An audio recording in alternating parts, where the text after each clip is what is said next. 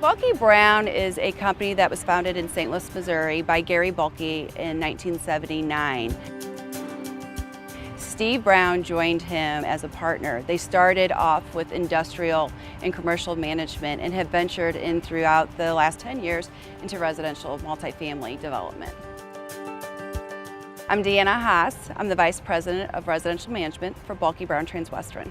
The residential market, we have definitely seen a difference in trends over the last year. People are wanting to live in an atmosphere in a community where they can socialize. They just don't want to come home, stay in their apartment that's a square box, and be to themselves. So we develop properties where people want to live instead of requiring to live. In the multifamily world, there are always obstacles. We have other developers that are developing properties within the St. Louis market because they see that demand. It is always a challenge because you've got to keep your teams and you got to keep your standards higher than what the next competitor.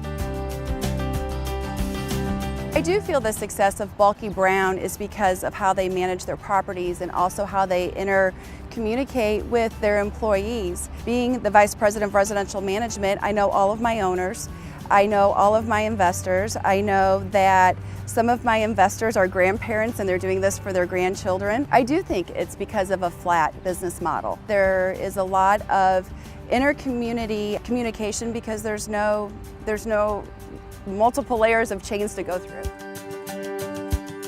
So it's very humbling that the owners and the investors of Balke Brown entrust me with their assets.